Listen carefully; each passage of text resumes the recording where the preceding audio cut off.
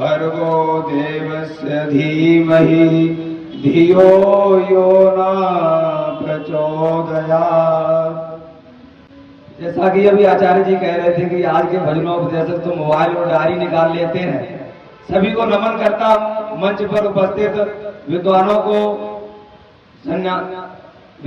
नमन करता हूँ। आप सभी की उपस्थिति को नमन करता हूँ। और एक कविता मैंने महर्षि दयानंद जी पे लिखी है, ये कविता आपके सामने प्रस्तुत करता हूँ कि भारत की पावन धरती पर अंग्रेजी सत्ता जब आई, हम हुए विदेशों पर निर्भर, भारत माता तब अकुलाई। हम हुए विदेशों पर निर्भर, भारत माता तब अकुलाई। वो थे दुश्मन लेकिन हमने उनको आगंतुक बना लिया, अपना सुख भुला दिया सबने, उनका दुख निज दुख बना लिया। उंगली तो खुद पकड़ाई थी पर हाथ उन्होंने पकड़ा था, हमने ही कमी बनाई थी तब देश उन्होंने जकड़ा था, हमने ही कमी बनाई थी तब देश उन्होंने जकड़ा था। और आगे क्या हुआ? फिर अंग्रेजों ने दिन प्रतिदिन ये देश लूटना शुरू किया, फिर अंग्रेजों ने दिन प्रतिदिन ये देश लूटना शुरू किया। शत्रुओं ने पल पल छिन छिन फिर हमें कूटना शुरू किया।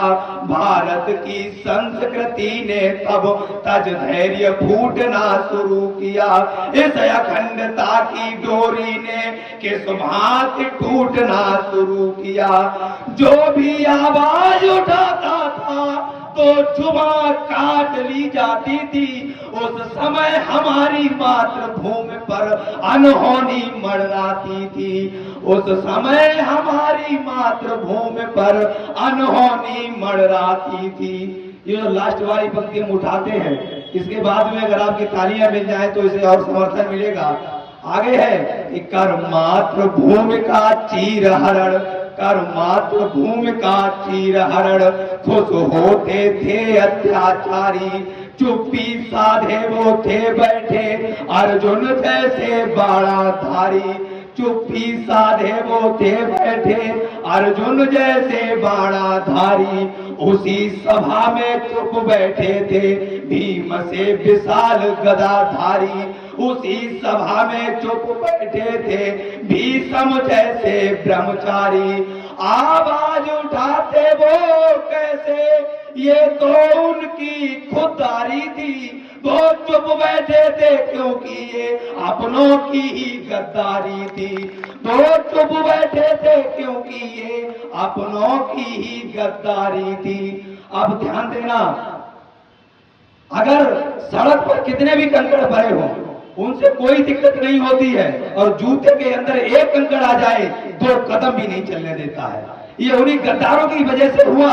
और देखिए, लेकिन यति का कुछ नहीं भला, लेकिन यति का कुछ नहीं भला, दुष्कर्म सब्र से बाहर था, इसलिए धरा पर भेज दिया वह दयानंद सा नाहर था।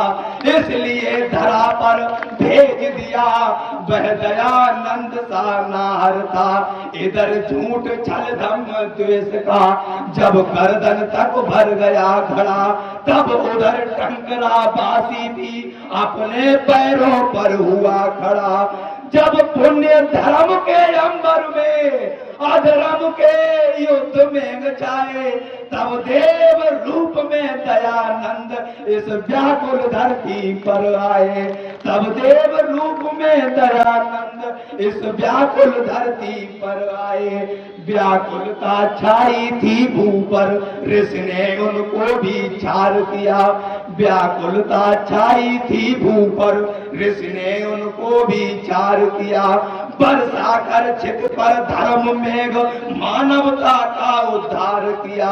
हर मानव के दिल में तुमने आजादी की ज्योति जलाई। अंग्रेजों भारत छोड़ो सबसे पहले आवाज उठाई। ये नारा सबसे पहले महर्षि दयानंद ने ही दिया था कि स्वराज्य हमारा जन्म सिद्ध अधिकार है, और दूसरा नारा दिया था कि अंग्रेजों भारत छोड़ो।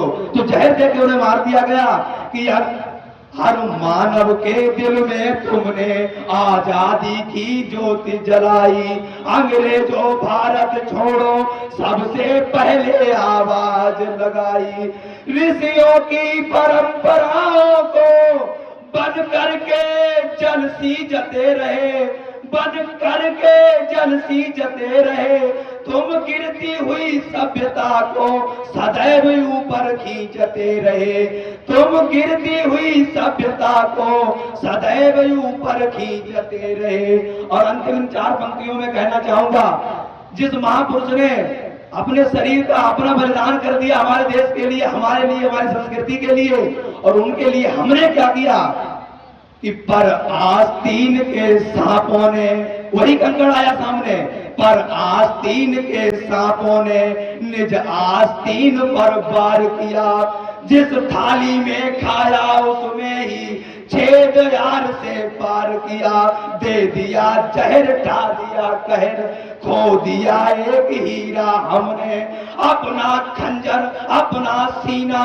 अपने ही आप चीरा हमने, 70 बार पी लिया जहर, हिम्मत दे दो दिल वाले की, हम याद रखेंगे कुर्बानी उस दयानंद दिल वाले की, हम याद रखेंगे कुर्बानी उस दयानंद दिल वाले की। बोलिए महर्षि देव दयानंद की। आदरणीय नरेंद्र मिड्डा जी ने इस बच्चे के लिए उत्साहवर्धन में ये 100 रुपए की